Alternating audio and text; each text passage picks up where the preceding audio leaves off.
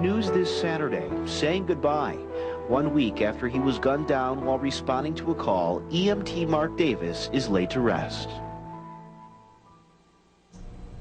And good evening, everyone, and welcome to this special edition of 7 News this evening. I'm Kevin Torres.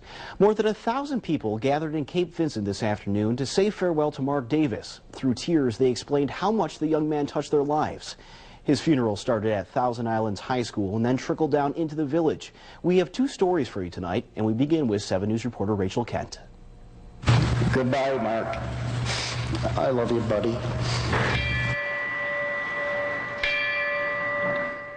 The ringing of this bell signaled the end of 25-year-old Mark Davis's service to the Cape Vincent Volunteer Fire Department.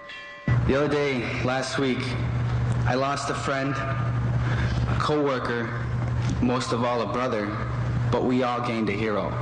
People packed inside the gym of Thousand Island High School to honor the man that died in the line of duty. Part of me died January 30th, 2009. And I will miss that giggle more than you'll ever know. And that's the consensus among those who knew Davis. His sense of humor and his eagerness to help others are going to be missed.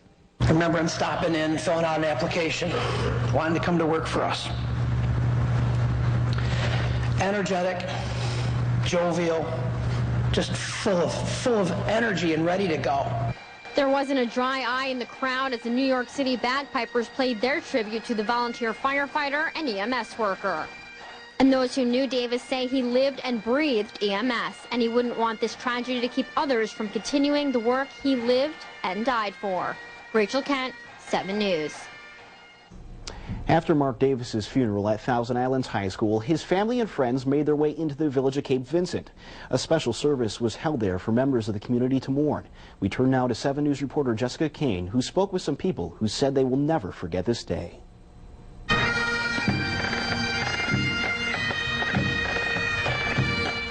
A procession of 178 emergency vehicles made its way down the streets of Cape Vincent to honor fallen EMT Mark Davis. There was support from North Country departments. We'd just like the community of Cape Vincent to know that the other fire services of Jefferson County, along with the rest of the state and farther on, that, you know, we're always thinking of them, and, you know, we're only just a phone call away. And from farther away, Boston, Virginia, even across the border. There's a grieving process, even though we didn't know this young gentleman. You know, it could have been any one of us on that call, so it makes you think twice about the job you do. And we're all out there doing it daily, so we need to show our support. And you could see the support all the way down East Broadway Street in the village. There were some who knew Mark well. I think he was an awesome guy, and if you got to know him, it was a good thing. And if not, you missed out. And in a tight-knit community like Cape Vincent, Mark even made an impression on neighbors who would only see him once in a while. The last time I did see him was the day before his unfortunate demise. As I was entering the post office, he held the door for me, and I said, "Thank you, sir," and he gave me a grin. He was that type of a guy. The type of guy Cape Vincent can be proud of. The type of guy who will be greatly missed. Jessica Kane, 7 News. For a look back at the funeral, log on to wwnytv.com. We're going to post some video, and we already have some pictures and text from this afternoon's service. All right, we want to catch you up on the rest of the day's news right now. Congressman John McHugh made his 10th trip to Iraq this weekend. It's the first time he's been there since becoming a ranking member of the House Armed Services Committee. 7 News reporter Caroline Tucker is in our newsroom now with more. Caroline? Kevin, Congressman John McHugh traveled to Iraq on Thursday, and since then he's been meeting with military officials, including 10th Mountain Division Commander General Michael Oates and a number of 10th Mountain Division soldiers. Congressman McHugh first visited Iraq in 2003. Since then, he's seen a lot of progress, especially over the last 8 months alone. 80% reduction amongst the civilian population in terms of the assassinations, kidnappings, IEDs, vehicle-borne IEDs. Yet McHugh says after talking with military leaders, while optimistic, they still consider the situation in Iraq fragile as Iraqi security forces begin to take control. And in terms of withdrawing troops, McHugh says the 10th Mountain Division soldiers he's talked with are split over President Obama's view on the war. Regardless, he says enough progress has been made to begin to make that transition. And I firmly believe he doesn't want to be remembered as the president that snatched defeat from the jaws of victory. McHugh says the next 60 days in Iraq are critical now that the Iraqi elections are over and those results are certified. But he says Iraqi officials expect the process to go peacefully. McHugh is expected to return in a few days. Kevin.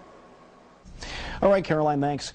Save the River held its 20th annual Winter Weekend event today. Guest speakers and environmental experts came to talk about issues such as global warming and its effects on the Great Lakes and the St. Lawrence River. Experts say over the next 20 to 30 years, climate change could have severe consequences on water levels if we don't act now. People say, well, does it make a difference if I write a letter or show up at a public hearing because I'm only one person? But when you add that to hundreds of other people, it absolutely does make a difference. So this is a great opportunity. We're so excited. So many people have come out today, and we're hoping to see positive changes in the future.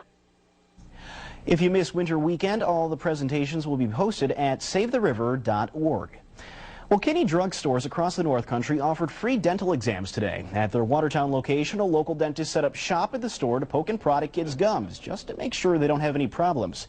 This clinic is part of a statewide free program for youth to get checkups at no cost.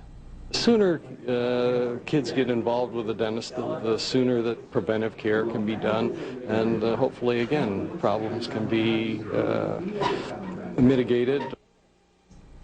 Dentists say the exams also help some kids get a little less nervous the next time they have to go for a checkup.